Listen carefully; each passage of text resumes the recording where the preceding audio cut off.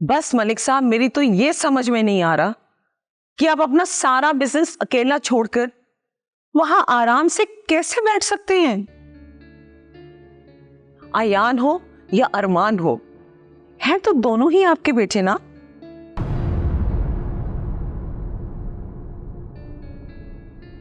मैं तो कहती हूं कि बिजनेस में रिश्तेदारी को भरोसा नहीं करना चाहिए। एक मैं ही आपको गलत लगती हूं मलिक साहब। मैं आपको बता रही हूं मलिक साहब, इस तरह आप अरमान पे पूरा बिजनेस नहीं छोड़ सकते। ऐसा ना हो कि आपके आने तक बिजनेस में कुछ बाकी ही ना रहे। तो डील पक्की समझो। चले ठीक है, आज चले फिर मिलते हैं। बाय।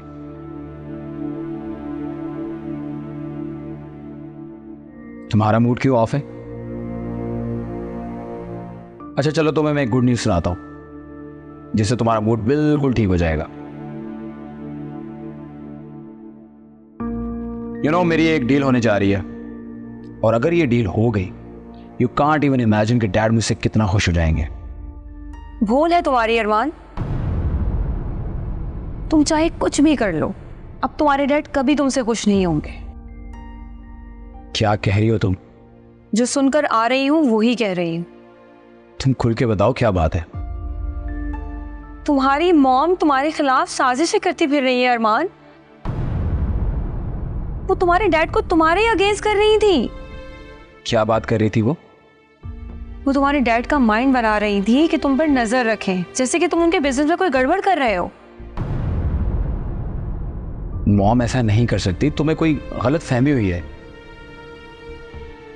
पता था मुझे, तुम कभी मेरी बात का यकीन नहीं करोगे। But let me tell you one thing, अगर तुम आज मेरा बिलीव नहीं करोगे ना, तो कल तुम्हारे साथ बहुत बुरा होगा अरमान। मॉम मेरे साथ ऐसा कैसे कर सकती है? मैंने उनके हर काम में उनका साथ दिया है। गलत किया तुमने।